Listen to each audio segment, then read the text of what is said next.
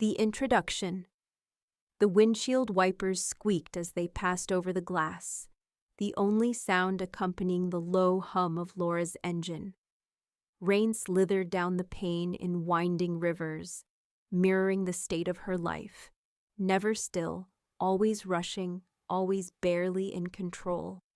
She parked at the edge of the terminal curb, leaning back against the driver's seat as her phone vibrated with the newest ride request. Her fingers hesitated before tapping accept. She stole a glance in the rearview mirror. A few rain-soaked strands of auburn hair had slipped from the braid she'd thrown together before leaving the house. She tucked them behind her ear, staring at herself for a moment. Her face had changed. Less round now, more angular. Her collarbones showed beneath the neckline of the deep plum thrifted dress she'd scored for $6. It cinched at the waist and fluttered around her knees like it had been made for her. She liked how it made her feel, like someone who still had a right to hope. But beneath the fabric, the scars hadn't faded. Not the ones on her body, and certainly not the ones on her heart. She reached for the locket hanging from her rearview mirror. Inside was a picture of little Evie, only 6 years old. Evie had Down syndrome, asthma, and a sweet tooth the size of Texas. Most days, Laura could barely keep up with the doctor visits, the speech therapy, the co-pays. But she never let Evie see her cry, never let her see the letters with red stamps on them, the ones she shoved under old takeout menus and unopened bank statements. "I've got you," she whispered to the locket before tapping her phone. Ride accepted. She checked the name, Walter Kingsley, Terminal A, black duffel, business suit. Another one of those white-collar types flying private but calling Uber like the rest of the world didn't exist. She hoped he wasn't rude. She didn't have the energy today. Her stomach grumbled, and she reminded herself she'd have oatmeal when she got home, if Evie hadn't eaten the last of it. Laura pulled up under the awning just as a tall, broad-shouldered man stepped out from the terminal doors, flanked by an assistant holding a tablet. His long black coat flared slightly with the wind, and a single glance from his sharp, obsidian-colored eyes made the world slow. Walter Kingsley didn't look like the usual corporate stiffs she picked up. His presence was magnetic, almost animalistic, dominant. But there was something else too, restraint, like he was holding something inside, something powerful. He opened the door himself, which caught her off guard. The rain hadn't dared to touch him, or maybe he simply didn't notice it. "Laura?" he asked. His voice was velvet thunder, familiar. She blinked. Yes. Uber for Walter?"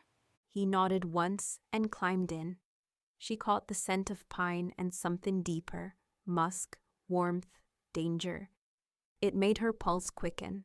Walter didn't speak again as she merged onto the highway, but she felt his eyes on her. She tried not to look, but she failed. He was handsome in the kind of way that made your bones forget how to hold you. He had a sharp jaw, tanned skin, a faint scar near his lip. His black hair was slicked back, but not one strand dared fall out of place. Then it hit her, the eyes, the same piercing ones that used to glance right past her in high school. Back when she was Laura, big Laura, hiding behind hoodies and praying not to be noticed, except by him. Walter Kingsley, the senior quarterback, her first real crush, the one who'd laughed when someone pinned that awful note on her locker that said, "You could be hot if you lost 100 pounds and wore a mask." She remembered crying in the girls' bathroom for 20 minutes. She remembered how the fluorescent lights flickered above her and how even her sobs felt fat. He never looked twice at her, Not once, until now. Laura's grip on the wheel tightened. She kept her eyes on the road, but the memories stormed forward like a flood. 15 years ago, high school cafeteria, spring of her sophomore year. Laura had taken her tray and tucked herself into the far end of the table, near the wall. She always chose the same spot, next to the emergency exit where the teachers rarely patrolled. Her tray held a limp sandwich, a cup of fruit cocktail, and chocolate milk. She'd tried to eat less lately. She didn't want to. She just wanted to stop being noticed. Today she dared to wear lip gloss. It was strawberry flavored and sparkled in the light. Her best friend Amelia had given it to her. It brings out your eyes, Amelia had said. Walter Kingsley had walked past her then, laughing with his teammates. He had a jawline like a movie star and hands that looked like they could catch anything. He'd never looked her way. Not until today, when he stopped mid-laugh, eyes flicking toward her, then to the lip gloss. A smirk curled on his face, and he whispered something to his friend, who turned and openly stared. She didn't hear the joke. She didn't have to. They laughed, loud, the kind that didn't care if it broke someone. Laura shoved her tray away and fled to the bathroom. And that was the day she decided that she was never going to be beautiful. Not to him, not to anyone. Now, Are you okay? Walter's voice pulled her back to the present. She blinked. I'm fine. Just rain makes it harder to see.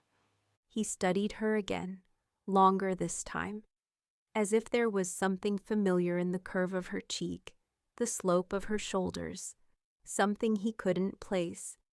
You seem different. He said quietly. Laura didn't respond, because he didn't remember her, not at all. To him, she was just a ride. She dropped him off outside a sleek glass hangar near a small private airport. He handed her $100 bill. For the rain, He said. She blinked. That's too much. keep it. Before she could protest again, he was gone. His scent still lingered in the car. Laura sat there for a moment, heart beating too fast. She tucked the bill into her glove compartment, then drove off into the storm. She didn't expect the phone call 10 minutes later. Didn't expect the airport manager to ask her if she could turn around. Walter Kingsley had left something in the car, something important. She returned, confused. As she walked toward the hangar, someone guided her inside, and then the lights went dark. When she woke up, she wasn't in her car. She was lying on Italian leather. Soft lighting above her, the faint hum of engines around her, and out the window, clouds. She was on a private jet. Walter sat across from her, arms folded, his eyes glowing faintly gold. Laura, He said, with a voice that made her soul shiver. we need to talk. Laura bolted upright, her breath catching in her throat as the leather beneath her creaked. The jet vibrated with quiet power beneath her feet, and the engine's purr reminded her of a panther lying in wait.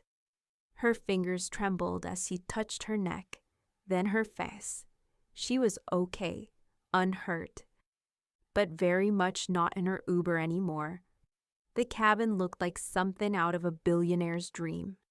Polished wood paneling, champagne chilling in a silver bucket, cream-colored seats embroidered with a gold key. Kingsley, she realized. There was a faint scent of cedar wood and something primal hanging in the air.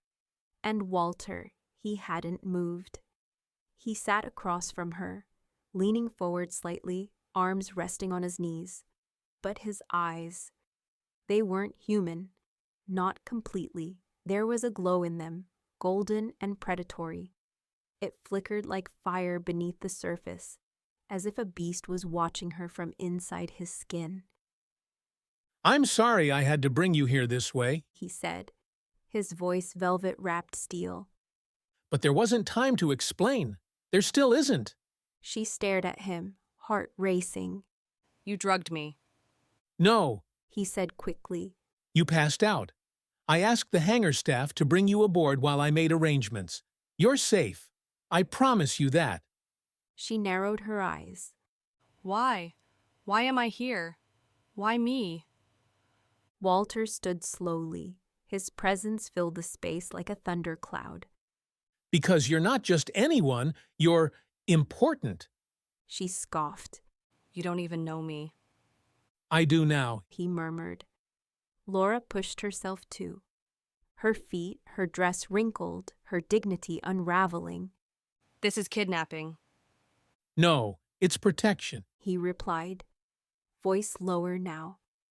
There are people looking for me, and if you were seen with me today, if they know your name, you're already in danger. She blinked. You think I believe that? Walter took a step closer. She could smell him again.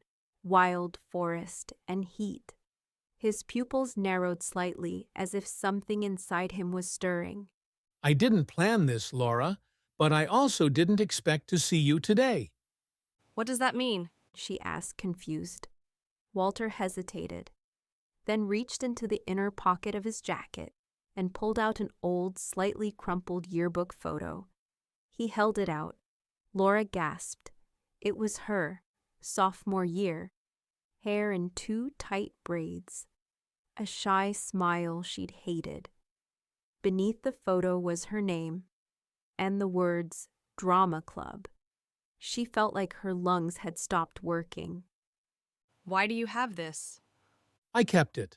Walter admitted, eyes softening. You don't remember, do you? Her voice was hoarse. Remember what? There was a boy in high school, one who saw you before anyone else did, who watched you read under the bleachers and wanted to talk to you, but he was too weak, too caught up in the crowd. She shook her head slowly. Number you laughed at me. I didn't. He said. And now his voice cracked with something deeper, regret. But I didn't stop them either, and I'll regret that for the rest of my life. Laura's legs gave out, and she sank back into the seat. Walter's hands twitched at his sides as if he wanted to reach for her, but didn't dare. After that day, He continued. you stopped coming to school, or maybe just stopped being visible. I didn't know what happened to you, but I kept that photo. Laura's eyes burned. All these years, all that pain, and he had seen her? I still don't understand what this has to do with now. She whispered. Walter exhaled, then looked toward the window. Lightning flashed. We're not going to my meeting. He said. We're going to King's Hollow. It's a private estate. Protected. She frowned. Protected from what? His eyes met hers and shifted. For a split second, they weren't human. The gold flared. The pupils slit. His breath came heavier. You're not ready to hear that yet, He said, barely audible. but you will be. Soon. A sudden turbulence shook the jet. Laura gasped and grabbed the armrests. Walter moved swiftly to her side, steadying her with hands on her shoulders. His touch was firm, grounding. Don't be afraid of me. He said. Please? She stared up at him. And for the first time in years, she wasn't afraid. Not of him, but of what was coming next. Then the cabin door slid open behind them, and a voice growled, low and dangerous. She shouldn't be here, Alpha. Laura turned and saw a man standing in the doorway. He had the same glowing eyes, same overwhelming power. But unlike Walter, his face was twisted with rage. Who is she, Walter? The man snapped. And why does she smell like one of us? Walter stepped between them. Because, he said, voice darkening. She is. Laura's heart stopped. What? Walter turned to her, eyes glowing brighter now, a storm behind them. You're not just a struggling mom, Laura. He reached for her hand, placing it over his heart. You're one of us. You're my mate. The words hit her like a thunderclap. Mate. Laura's hand trembled where it rested against his chest. The thud of his heart beat steady and strong beneath her fingers. It felt warm, too warm almost, but comforting. She snatched her hand back. No, She said, standing again, her knees unsteady. you must be mistaken. I'm not like you. I'm not. She gestured to the man in the doorway, who still stared at her like she was something to be feared. I'm not glowing. I don't have wolf eyes. I'm just me. Walter's expression was soft but solemn. You haven't shifted yet. Your bloodline was likely dormant, hidden, but something has awakened in you. Laura backed up. Number, you've got the wrong person. The other man growled low in his throat. She smells like a shifter, Walter, but her scent is tangled, weak. Walter didn't flinch. Her scent is untrained, not weak. She's been surviving in a human world, suppressing instincts she didn't even know she had. Is that why you brought her here? The man challenged. To let her die like the others? Laura's head snapped up. Die! Walter spun toward him. Enough, Elias. Elias didn't retreat. He gave Laura one last venomous look before storming down the corridor of the jet and disappearing behind a sliding door. The silence that followed was loud. Laura turned back to Walter, her breath shaky. What's going on? What did he mean by others dying? Walter exhaled slowly, then gestured for her to sit. This time, she didn't resist. He knelt in front of her, taking one of her hands gently. In our world, mates are rare, sacred. When we find the person who completes us, our other half, it's more than just love. It's bonding, a soul connection that can't be broken. She stared at him. You think that's me? I know it's you. He said, gaze unwavering. The moment I smelled you in the car, the moment I touched your wrist and my beast stopped clawing inside me for air, you grounded me. But I'm a broke Uber driver, Walter. I'm taking care of my sister's daughter. I don't have time for soulmates or glowing eyes and werewolf politics. Walter's jaw flexed. You think I care about money? You think I didn't see you in high school? I didn't step in because I was weak, but I've never forgotten you. And now that the bond has awakened, I can't ignore it. Laura blinked hard, trying to make sense of it all.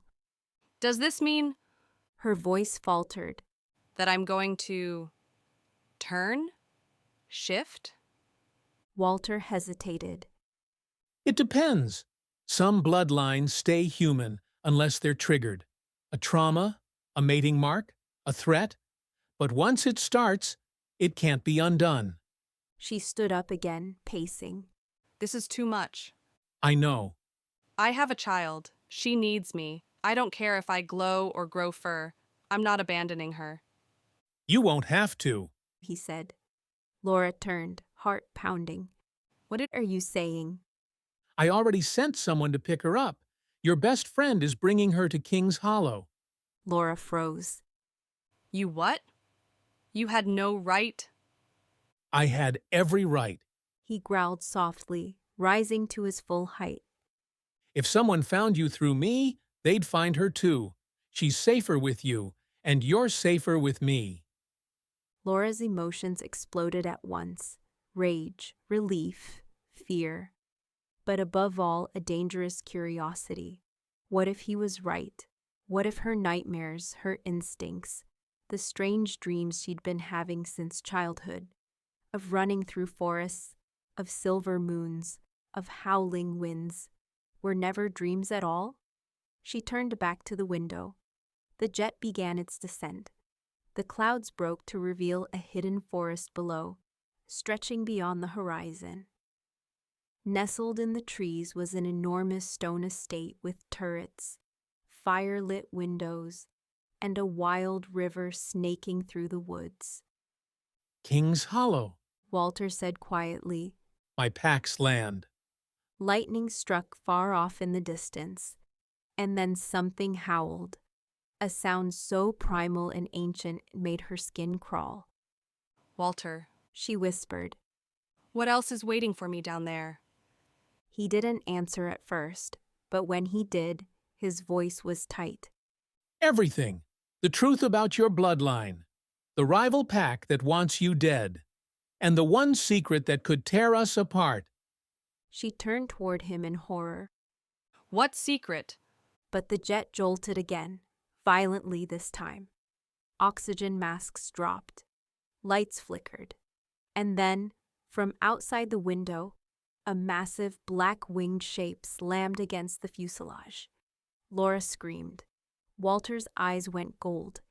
He lunged for her, shielding her with his body, but it was too late. The side of the plane ripped open with a roar of wind and metal. And then everything went dark. Pain bloomed behind her eyes. Air rushed past her ears, cold and biting. Metal groaned. Voices yelled. Walter's was one of them. But Laura couldn't move. She was suspended between panic and unconsciousness, held only by Walter's arms and the safety straps he'd thrown across her chest before the breach. He covered her body with his own, his growls lost beneath the chaos outside. The private jet pitched, nose-diving into a sharp descent. Somewhere in the chaos, she heard Elias yelling. They found us! How? Walter didn't respond. He was too focused on Laura, his mate, cradling her head to his chest like she was the most precious thing in the world. She felt his heartbeat, faster than human, thunderous and wild. The pressure in her ears built as the plane fell lower and lower. Laura forced her eyes open. Flames licked the wing. The black-winged beast, whatever it had been, was gone now, vanished into the storm clouds. But its damage was done. Walter reached up and pulled the emergency lever above their heads. A hatch popped open in the rear of the jet. "Elias!" Walter barked. I've got it. Elias Appeared, eyes blazing, ripping open the emergency chute. Walter yanked off Laura's restraints and scooped her into his arms like she weighed nothing. Don't let go. He whispered. She clung to him, numb with fear. What are you? Hold your breath. And then they jumped. The air punched the scream from her lungs. The cold tore through the fabric of her dress. They dropped like stones, the trees below rushing up to meet them. And then, with a deafening pop, a black parachute exploded above them. Walter's arms tightened around her as they slowed, gliding toward the dense forest canopy. Laura buried her face in his neck. His scent, wild pine and smoke, kept her anchored. When they landed, it wasn't soft. The ground was wet, the forest dark, and the trees loomed tall like ancient sentinels. Walter collapsed onto one knee, shielding her with his body as he scanned the sky. Elias landed moments later, his voice a breathless snarl. That wasn't a rival pack. That was a nightshade. Walter stood, teeth bared. Impossible. They were wiped out during the Sovereign War. Well, Elias muttered, drawing a long knife from his boot. someone didn't get the memo. Laura Looked between them, drenched and shaking. What was that thing? Walter's jaw clenched. a creature born from blood magic, the worst kind of shifter. Not born, but made. She felt her stomach churn. Why would it come after me? Walter turned toward her, gaze darkening. Because you're not just a mate. You're the key. The key to what? She demanded. But before he could answer, Elias tensed. They found us again. From the trees, glowing red eyes began to appear.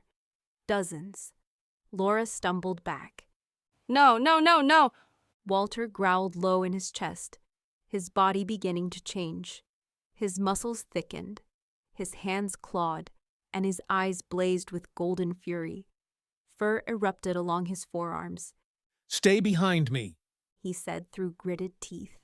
But then, a bolt of dark energy surged from the forest, striking the ground inches from Laura's feet.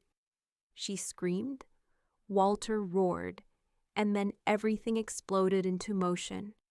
Elias shifted first, his body cracking and reshaping into a silver-furred wolf, lean and fast. He leapt into the fray, disappearing into the chaos. Walter turned to Laura. I'll protect you with my life, He said, voice animal now. but you have to run. I don't know where I'm going. Your instincts will lead you. He said. He cupped her face, pressing his forehead to hers, and in that moment, she felt it, a spark, a warmth inside her chest, small but growing. Something ancient stirred. Go, Laura, now. She turned and ran. The forest seemed to move around her, shadows dancing with red eyes and snarls. She pushed past vines and roots, breath ragged, heart thudding. And then she heard it, a whisper, inside her. This way. She veered right, following the voice that sounded like her own, but older. Stronger, the trees thinned. A clearing appeared, moonlit, soft, sacred. And in the center, a stone altar, carved with symbols she didn't recognize, but somehow understood. Laura stepped toward it, and just as her fingers brushed the ancient stone, a searing pain tore through her spine. She fell to her knees, gasping. Her bones shifted, her skin burned. And then she screamed, a sound that was not human, not anymore. Far behind her, Walter froze mid-fight. He looked toward the sky, his eyes wide. She's shifting. He whispered. Elias skidded to a halt beside him. That fast? But she hasn't even... She has now. And from the clearing, a howl rose, clear, powerful. Unlike anything the forest had heard in centuries, the howl of a true alpha. Walter's mate, Laura. Chapter 1. Blood moon rising. Her skin had thickened, taken on the texture of something between hide and silk. It shimmered faintly in the moonlight, a soft bronze-gray tone that pulsed like it was alive. Her bones no longer sat the way they used to. Her hips had widened, her back straightened with unnatural posture, and her senses buzzed so loud they nearly drowned her thoughts. She gripped the edge of the stone altar for support, but even the stone felt different. She could feel the memories carved into it. Pain, power, prophecy. Behind her, the battle still raged. Roars, snarls, snapping branches, and bursts of dark energy lit the forest like a war zone. But Laura didn't feel afraid. She felt ready. "Laura!" a voice called through the trees. It was Walter. She turned, eyes blazing silver. He burst through the brush, his shirt torn at the collar, blood trailing down his cheek. But his expression when he saw her, it was reverent, shocked, amazed. You shifted. He breathed. I didn't mean to. She whispered. Walter took a cautious step forward. You did something no half-blood has done in over 2 centuries. You shifted under pressure, without a mark, without a bond, without a pack to pull from. I don't know how it happened. Something called me here. I heard a voice. Walter's eyes flicked to the altar. The ancients. They built this place for the bloodborne, the real alpha lineage. It's not a coincidence you were drawn here. Laura took a step toward him, trembling. What am I? Before he could answer, Elias stumbled into the clearing, bloodied and limping. We have to go. More are coming. And they've brought the Nightshade Alpha. Walter's jaw clenched. Then we make our stand here. Elias looked at Laura with disbelief. With her? But Laura's glowing eyes narrowed, and she stepped past them both. No, she said, her voice lower, calmer, older. With me. The trees groaned, the clearing darkened, and from the shadows stepped a creature twice the size of any wolf Laura had seen, jet-black fur, curling horns, and eyes as red as coals. The Nightshade Alpha. He didn't speak. He growled. Walter stepped forward. Laura, stay behind me. But she didn't listen. She walked barefoot across the cold earth, her half-shifted form glowing brighter with each step. She didn't know why she wasn't afraid. Only that the voice inside her, the ancient, steady whisper, was telling her not to back down. The Nightshade lunged. She didn't flinch. Her hand lifted, and from her palm, silver fire burst forward in a radiant arc. The creature screeched, recoiling as the flames seared its chest. Walter froze. What was that? I don't know, Laura said. but I think it's mine. The beast roared again, slamming into her. They rolled across the altar stones, claws tearing at the dirt, jaws snapping at inches from her face, and then a howl. But it wasn't Laura. It was Evie, far in the distance, calling her, crying out. Mama, help! Laura's entire body seized. Her eyes turned from silver to gold. She shoved the nightshade off her with strength that didn't belong to her body. Her voice cracked the sky. I won't lose her too. And then she shifted fully. Not a wolf, not a woman, something else, something ancient. Her fur was moonlit silver, her legs lean but powerful, her shoulders broad and royal. Her eyes glowed like twin suns, and from her spine extended streaks of light that resembled wings, glowing spectral wings that shimmered with every movement. The forest fell deathly silent. Even the Nightshade Alpha stopped. Walter dropped to one knee. Elias bowed his head. You're not just an alpha. Elias whispered. You're the Luna. Laura lifted her head to the stars and let out a howl that shattered every branch, every whisper, every lie the nightshades had ever told. But just before the battle could begin again, a portal opened behind the Nightshade Alpha. He leapt backward into it, vanishing. And in his place stood a woman, tall, pale, dressed in white robes with violet trim. Her eyes were as black as obsidian, and in her arms she held Evie, asleep, wrapped in a blanket. Looking for someone? The woman asked, smirking. Walter roared, "No!" But Laura froze, because the moment she locked eyes with the woman, a memory surfaced, buried deep in her soul. A woman in white, smiling down at her crib. Not her mother, not her aunt, someone older, someone powerful. "You," Laura whispered. I've seen you before. The woman grinned. Of course you have. I gave you your name. I gave you your blood. Walter was shaking. Who are you? The woman tilted her head. She knows. Laura's heart pounded. You're my real mother. And then the woman vanished, taking Evie With her. Chapter 2. The Luna's Legacy. The moment the woman disappeared with Evie in her arms, the clearing felt colder, emptied of breath, emptied of time. Laura stood frozen at the altar, her body still in full shift. Her fur bristled, her chest heaved, and her golden eyes locked on the place where the woman had vanished.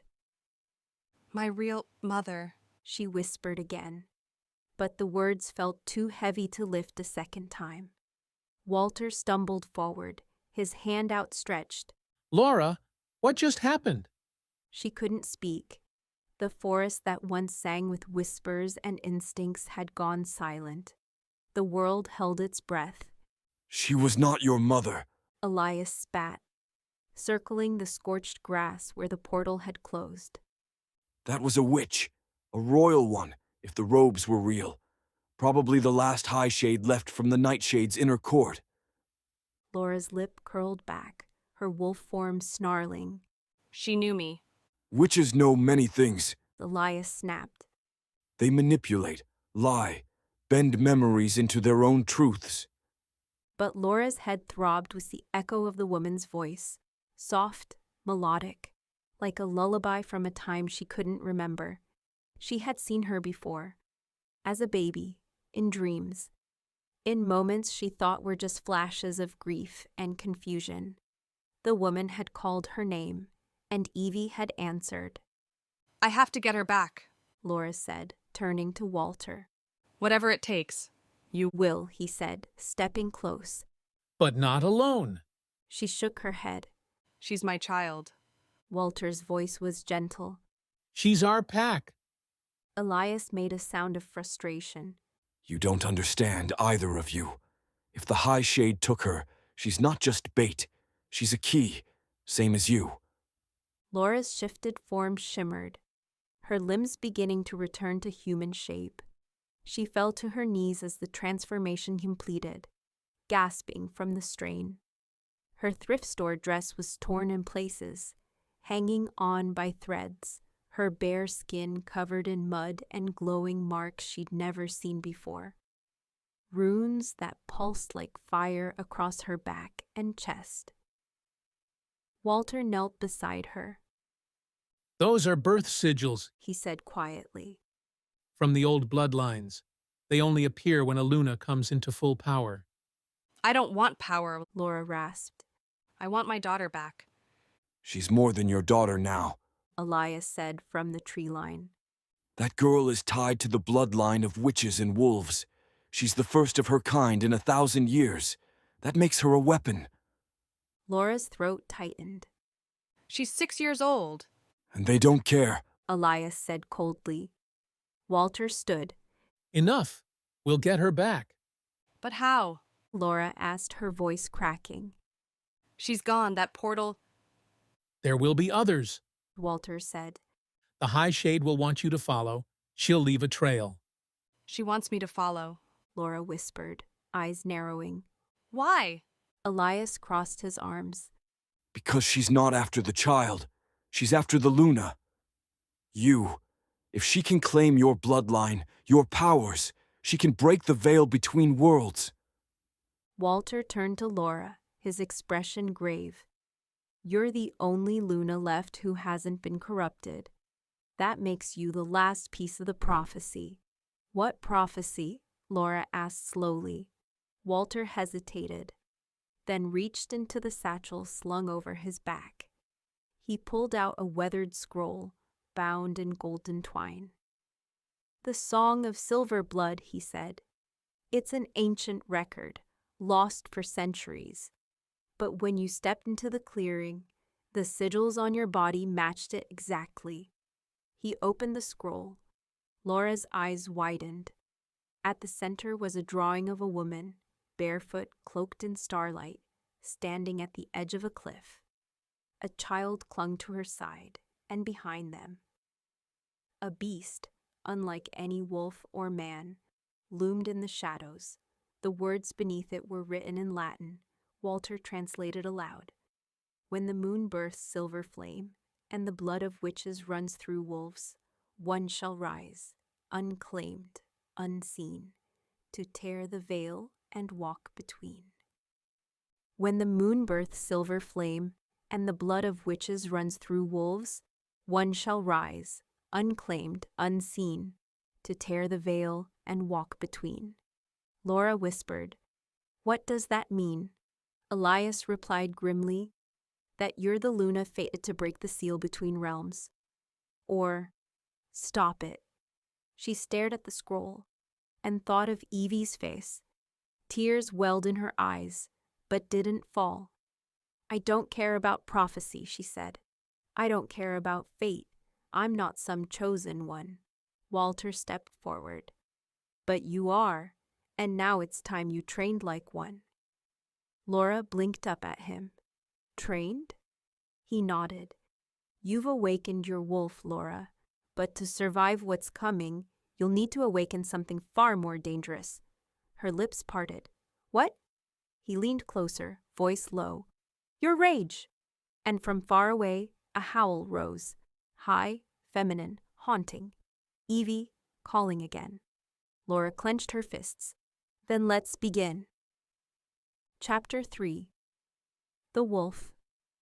Within 2 days passed, 2 days of sleeping beneath the stars, eating from the land, and being hunted in the very woods that now pulsed with Laura's blood.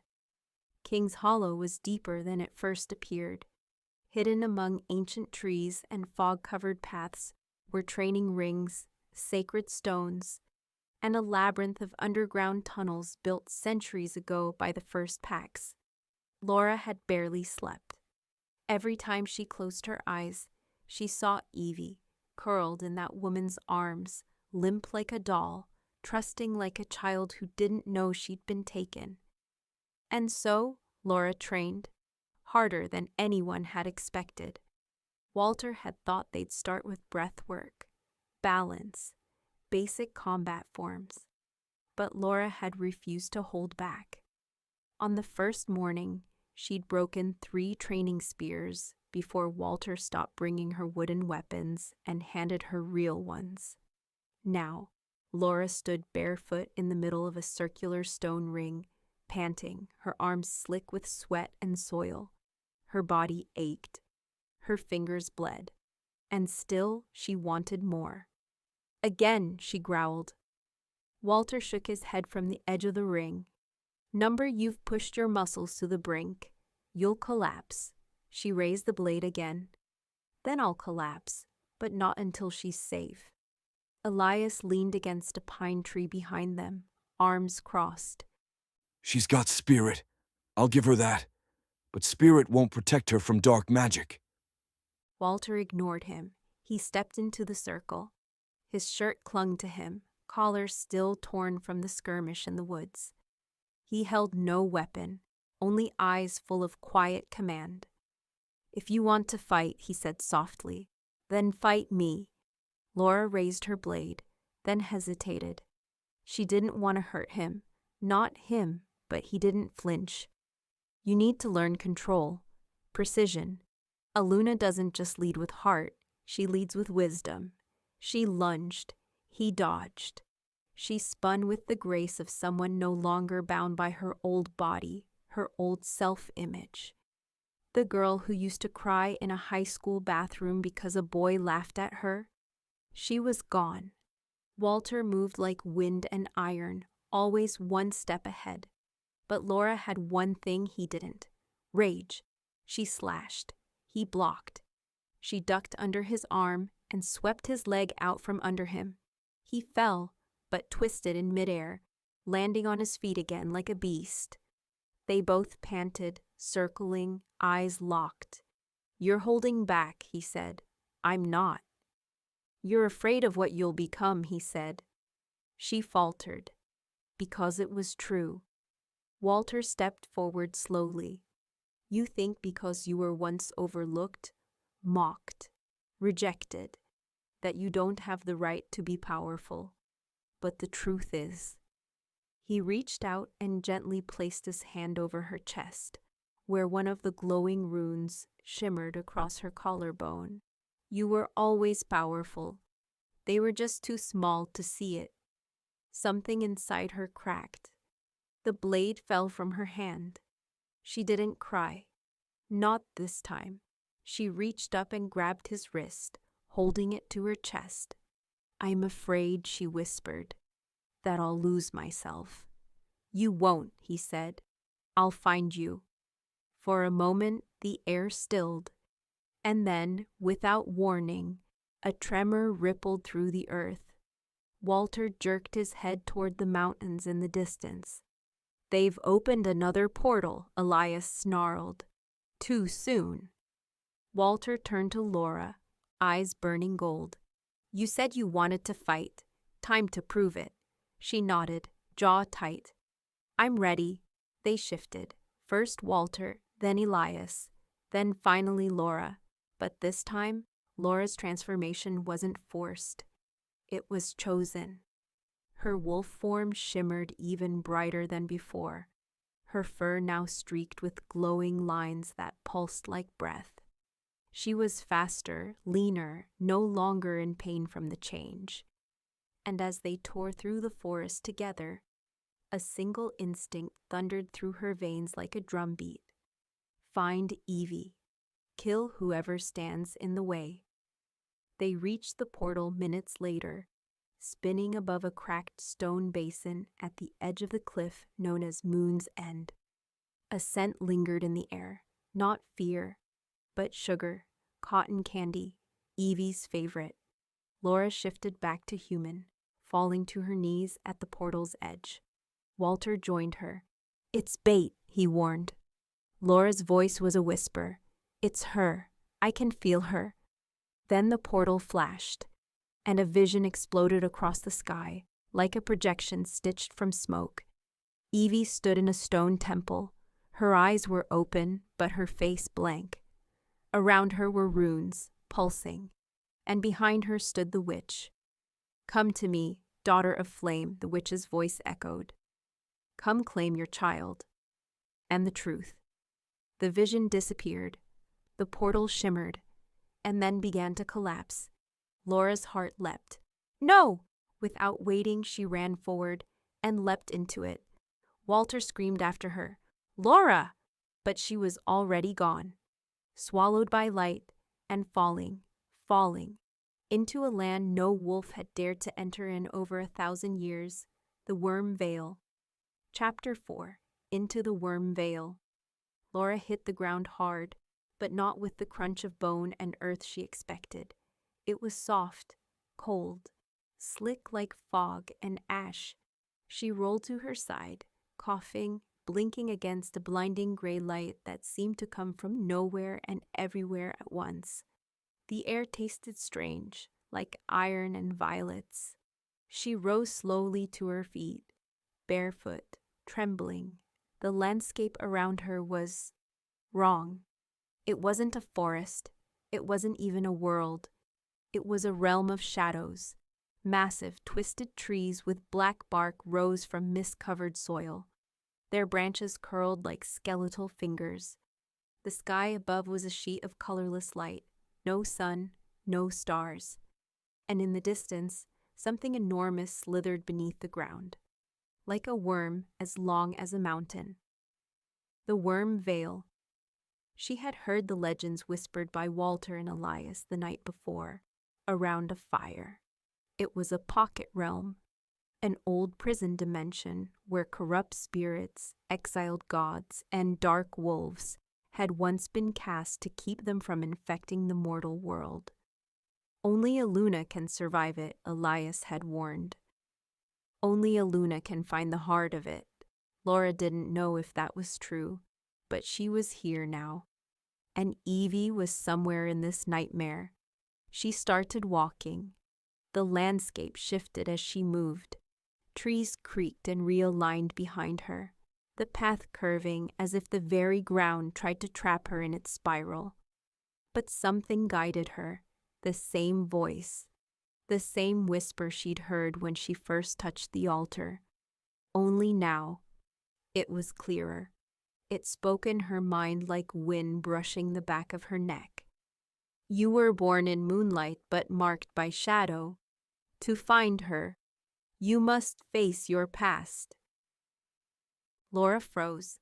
The trees ahead had parted, and standing in the center of the clearing was herself, at 16, overweight, dressed in a too-tight hoodie, sleeves covering her arms.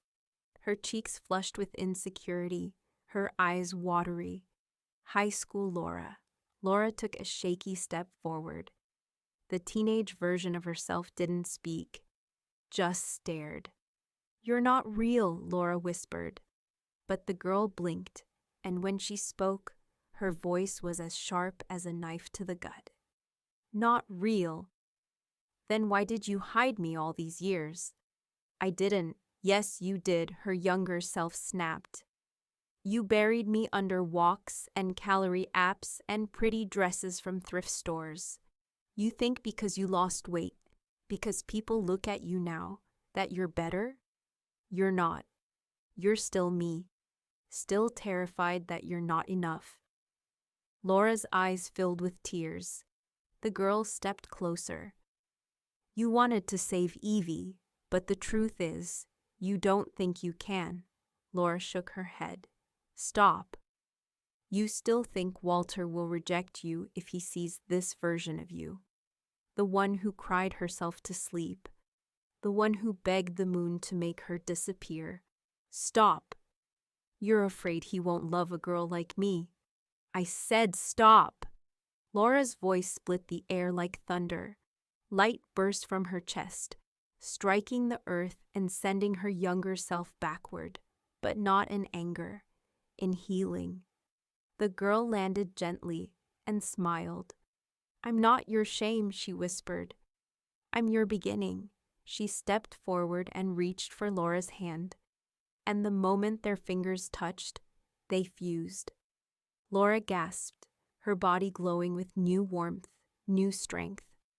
She could feel the tears of her teenage self, the hunger, the hope, the desperation, and she embraced it. The pain didn't vanish, it became her armor. The fog lifted, and the path ahead was clear. The temple stood in the distance, black stone rising like the bones of a god. Laura stepped toward it, but this time her steps were steady. She climbed the stairs of the temple, heart thudding, every part of her alive with light and fury. Inside, the air crackled with magic. Evie stood in the center of a circle of runes, still in a trance. The witch, her supposed birth mother, stood at the far end of the chamber, arms outstretched. You came, she said, smiling. Laura didn't slow down. Let her go. You don't understand, child, the witch replied. This was never about her. It was about you. Then why take her? To bring you here, to awaken you. You are the last daughter of the Veilborn.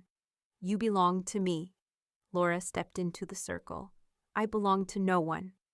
The witch laughed. You're still so small. Maybe, Laura whispered, but I'm not alone. Behind her, a new portal ripped open, and Walter charged through it in full wolf form, teeth bared, eyes blazing. He skidded beside Laura and shifted back to human, his body heaving, his fists already clenched. You touched our daughter, he growled.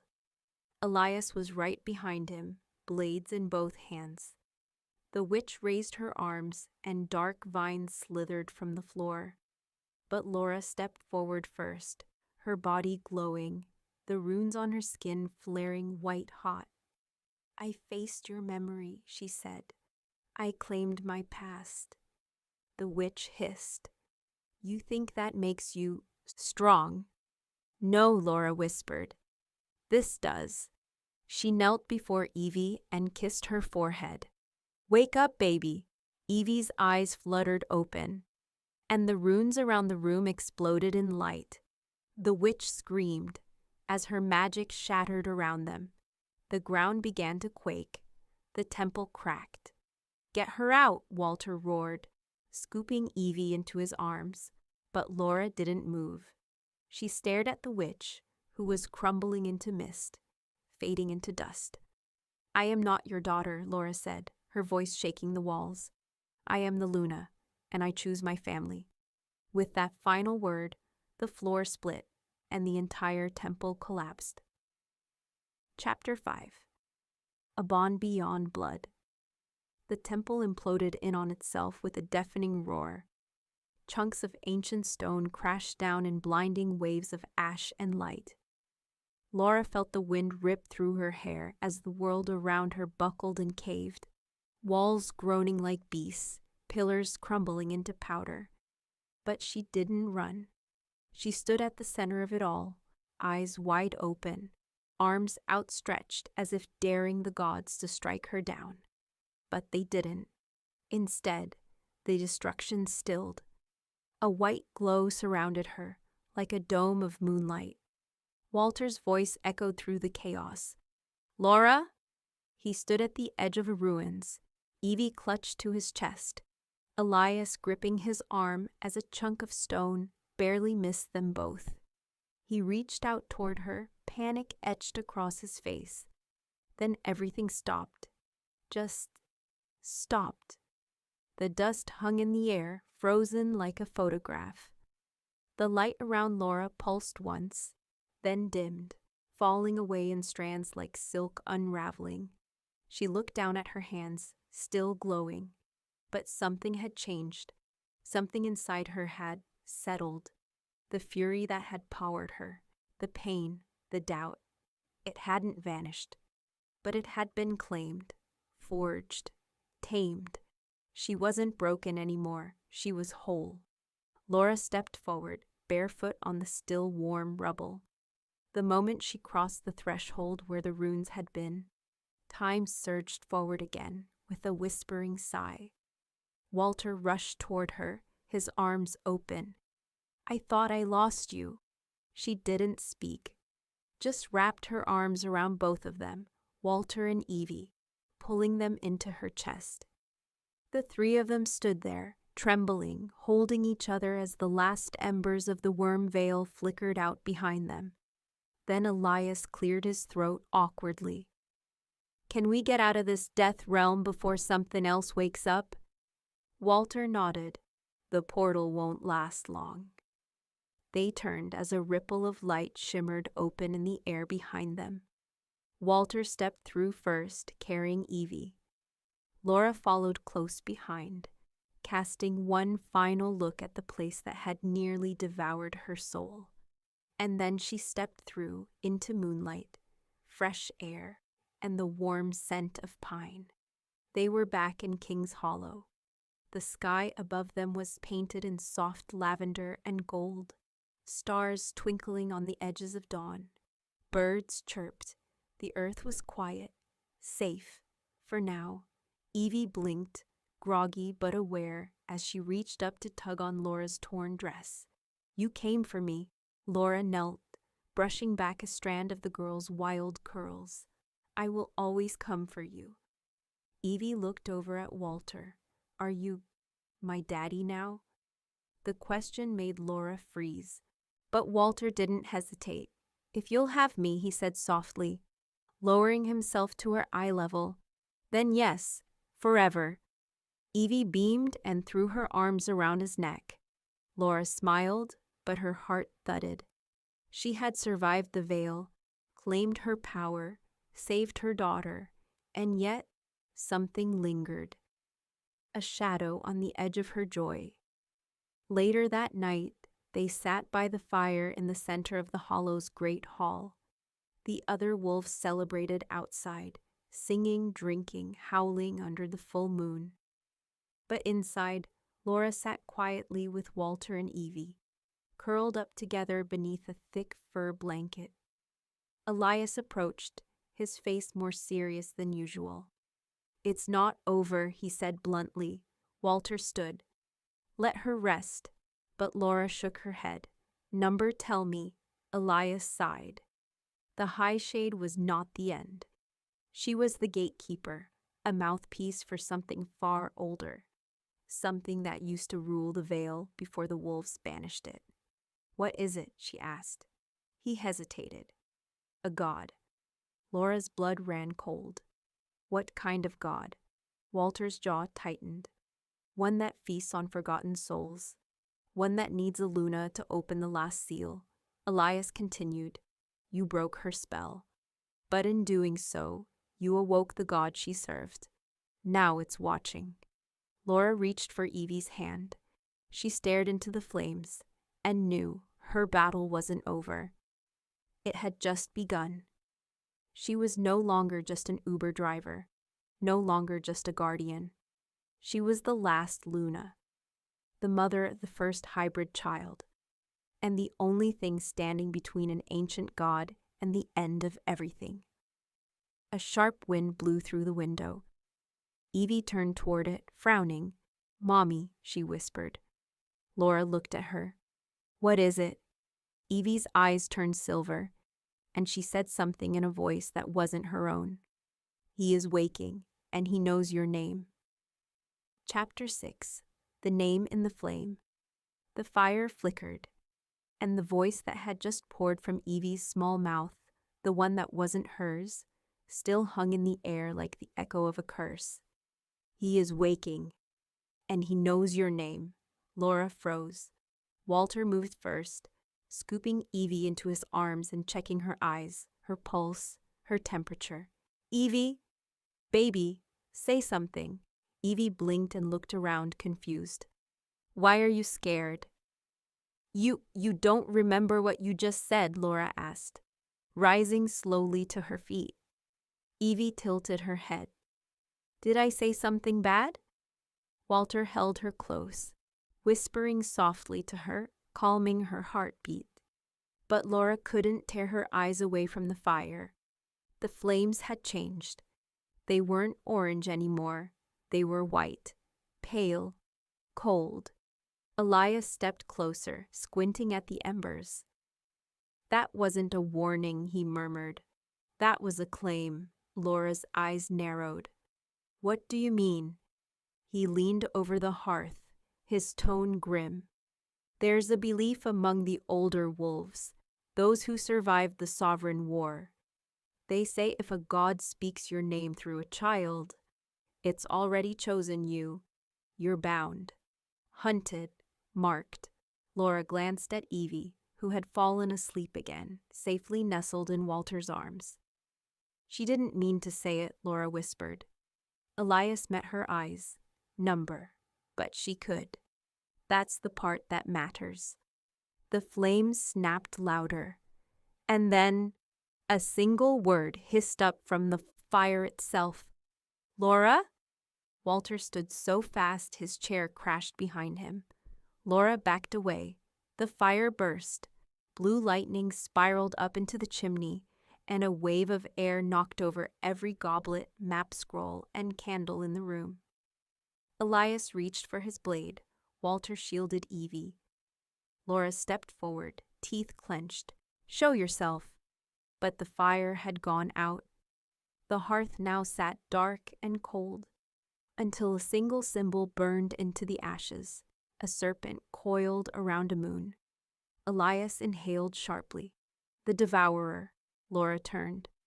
"What is that?" Elias's voice was barely a whisper. "The god who ruled the Vale before wolves, before witches, before names." Walter shook his head. "That's just an old legend." "No," Elias said. "It was a warning, and now it's a prophecy." Laura clenched her fists. She'd already faced her own past, reclaimed her power, saved her daughter from the claws of darkness. But now something worse, something older was coming for her. And somehow, she could feel it. Beneath her skin. A hunger, not hers. His, a beast dreaming just beneath the veil of the world. And that beast had whispered her name through her daughter's mouth. She turned to Walter, who watched her with equal parts devotion and dread. "If I'm marked," she said, "then I'm going to find him, before he finds me." Walter stepped closer. "You won't go alone." Laura glanced at Evie. "We can't keep running forever. I need to know why me, why now, why her." Elias crossed his arms. "Then you need to speak with the forgotten." Laura turned to him. "Who?" He hesitated. "Old wolves, ones who left the packs behind. Seers, half dead, barely clinging to this realm. They were banished centuries ago for worshipping the devourer. But if anyone knows why he's marked you," Walter cursed under his breath, "they live in the Frostlands. That's suicide." Laura looked to the horizon, where snow-capped peaks sat like jagged teeth beneath the moonlight. "Then that's where I'm going." Walter stared at her. "You just got back." And he already knows my name, she whispered. I'm not waiting for him to call it again. Elias exhaled. We leave at dawn. Walter hesitated. Laura placed her hand on his chest. She'll be safe here, with the pack, with the others. And if something happens to you, he asked. She met his gaze, unwavering. Then you raise her knowing her mother didn't run. A long silence stretched between them. And then Walter nodded, jaw clenched. Then we go together. That night, Laura couldn't sleep. She watched Evie breathe softly beneath a thick wool blanket. The girl's hand curled around her favorite plush deer. A small smile played on her lips, as if her dreams were sweet again. Laura kissed her forehead and whispered, I will always find you. Then she packed what little she had. At sunrise, she stood at the edge of the hollow, cloaked in fur, 2 blades strapped to her back, runes still glowing faintly across her skin. Walter joined her, Elias too, and as the 3 of them stepped into the snowdrift beyond the last pine tree, Laura paused. She looked back one last time, then forward, toward the mountains, toward the god who had spoken her name, and she whispered under her breath, Come find me then. Chapter 7. Beneath the Ice, a Name Unspoken. The Frostlands welcome no one, not wolves, not gods, not even the dead. Laura's boots crunched through a foot of ice-encrusted snow as she climbed the final ridge. The wind sliced like knives through her cloak, howling between jagged stone columns. Each breath came with pain, each step heavier than the last. Behind her, Walter trudged silently, eyes alert, while Elias led from the front, his blade unsheathed, tracking unseen trails through the white wasteland. They had been walking for hours. The sky had long since gone gray, and the sun was nothing more than a pale smudge behind thick clouds. There were no trees here, no birds, just wind, rock, and the distant echo of something moving beneath the ice. Are you sure they're even real? Walter asked, his voice low. These forgotten wolves? What if they're just another ghost story? Elias didn't turn. They're real, and if they want to speak, they will. And if they don't? Laura asked. Then we die frozen with the wind in our mouths. They finally reached the summit of a narrow ledge. Below it, nestled in a glacial basin, was a broken circle of stone pillars, some upright, others toppled. In the center stood a tree, leafless and dead, its bark blackened like it had been struck by lightning 1,000 times. The air shimmered around it. That's it, Elias said. The veil circle.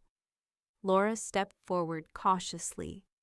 The moment her boot touched the inner ring of frost-covered stones, a ripple echoed through the mountain, like something old and watching had just turned its gaze to her. A voice slid across the wind. You should not have come.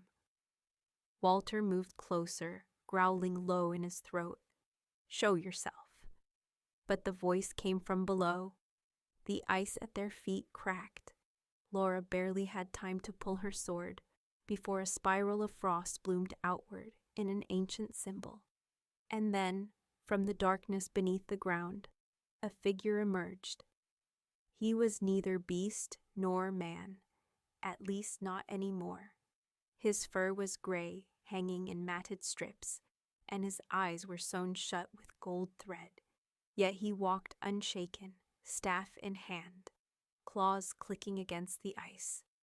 The moon has awakened, the creature rasped. The flame has burned the gate. The name has been spoken. Laura didn't move. Then you know why I've come. The creature tilted its head. To ask what you already fear. She raised her chin. Tell me why he chose me. The forgotten wolf stepped closer. Because you are his mirror, his opposite. his equal. Elias flinched. That can't be true, the creature hissed. She is the balance. The bloodline was sealed for 1,000 years to prevent this union. But the seal is broken now, Laura whispered. What union? The forgotten wolf reached out with one clawed hand and touched the center of her forehead. Visions poured into her mind. A city of stone beneath the ice, a throne built from bone and silver, a figure with glowing eyes, taller than Walter, cloaked in shadows and crowned with antlers. At his side, a wolf, silver, massive, her. Laura gasped and stumbled back. The vision faded. The forgotten wolf turned away. He doesn't want to kill you, Walter growled. Then what does he want? The answer came like thunder. He wants her to stand beside him, as queen of the broken moon. The wind died. Walter looked at Laura, stricken. Tell me you'd never. I won't, Laura said, but her voice trembled. Because deep inside, something had stirred during the vision. A dark thread, a memory she'd never lived. The forgotten wolf began to vanish into the mist, fading like smoke. Laura called out, Wait! What's his name? Who is he? The wind whispered back, You knew it once. You'll speak it again, on the night you choose your crown. The earth trembled. Behind them, the sky split open. A second moon rose, blood red, and from the mountains above, a roar echoed across the frostlands, deep, ancient, and calling her. Walter drew his blade. He's coming. Laura turned toward the horizon, her heart racing. The mountain shook beneath her feet, and in the silence between seconds, she heard her name, Laura. Not from Walter, not from Elias, from him, watching, waiting, and growing stronger. To be continued.